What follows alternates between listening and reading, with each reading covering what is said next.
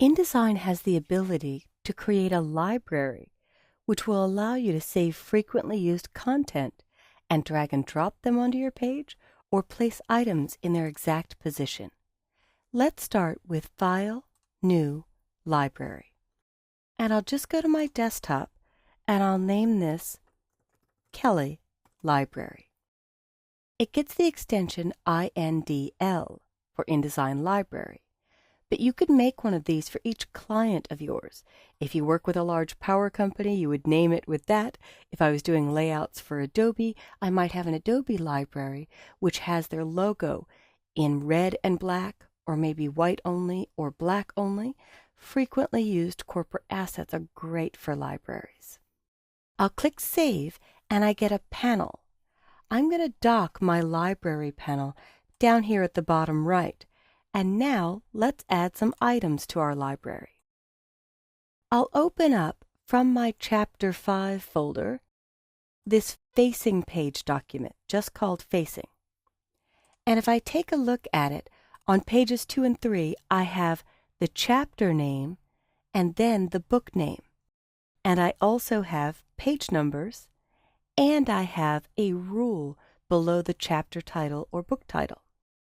So I'll double-click on A Master, and I want to make this more generic before I add it to my library. So I triple-clicked here, and I'll just put some placeholders. And I tend to make it one word so that I can double-click, and I just put the greater than and less than symbol before it. To me, that's always something that gets replaced. I'll go to my selection tool and choose Edit, Select All. So now I have all my Facing Page master items. I'll open up my library and then I'll click the panel menu and choose Add Items. And it can add all the items on page A, and that grabs one side of the page. Let me show you. If I make a new document and Facing Pages is on and I click OK, and I go to the master in Pages by double-clicking on A Master. In my library, if I choose Place Items, I only got the left items. So I'm going to trash that and hit Yes, I really do want to delete. I'll close this document and I won't save. And I'll come back and choose Add Item. What this will do is add all the selected pieces. And I could see from the tiny preview, it did do my left and right. I'll double-click and name this Facing Master Items. And then I'll give it a better description.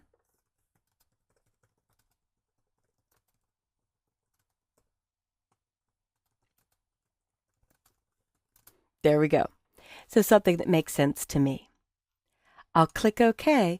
And now, if I whip up a new document with Facing Pages on, 8.5 by 11, the same size, and click OK, double-click on the master, I could do two things.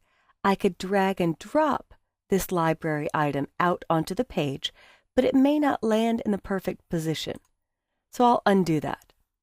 I prefer for master content to choose Place Items, and boom, they land exactly in the perfect position where I always want my master content. So I'll close this and I won't save. I'll even close this Facing document and hit Don't Save or No on Windows because I only use this to get the library items. Let's get some more. I'll choose Open and open up the single page. And in the single page layout, if I double-click on page 1, that's the beginning of the book. I'll double-click on 2, and here you can see I have a similar layout. A rule, the chapter name, and a page number. So I'll double-click on Master A, select all, Edit, select all, or Command A or Control A, and choose Add Item. Double-click and name it Single Page, Master Items, and I'll put page number, section marker, rule, and click OK. And now I can drag and drop this onto any page or choose Place Items to put it in a new document and have all of those elements. Now let's look at something a little bit more creative. I'll open up my OLI letterhead. And when I do, I might want to reuse this logo over and over again.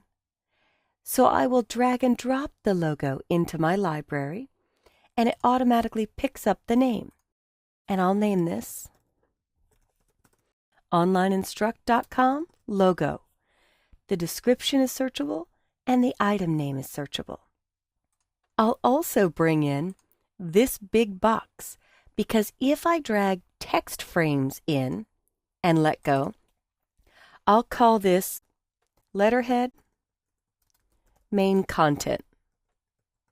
And I'll just do a select all, Control A or Command A, copy, Control C or Command C, and paste, Control V or Command V, and give it the same description.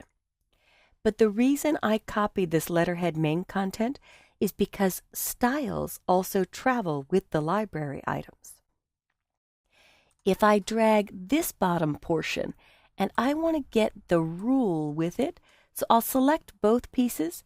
I got the large box, so I will shift click to turn that off. And now I could just drag and drop these items into the library and name it OLI for onlineinstruct.com footer. And I'm not even going to bother to put a description because both of these are searchable. And I'll click OK. Now here's where we can use some of this content. I'll close this document. It was saved as a template, so it opened and untitled. I'll close the single page, and I didn't save anything. The library is always dynamically saved.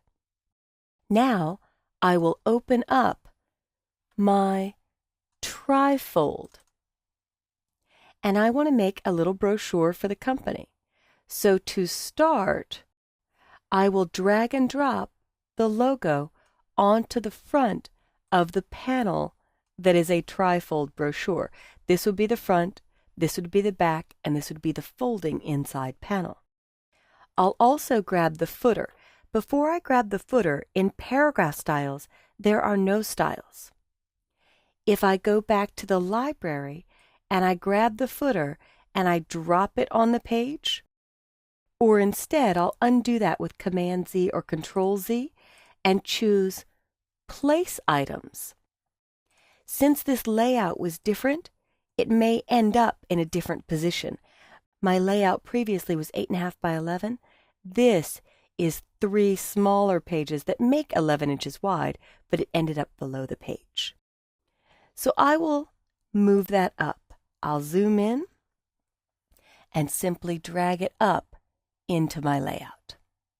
And I may want it centered at the bottom, or I may want it on the right side.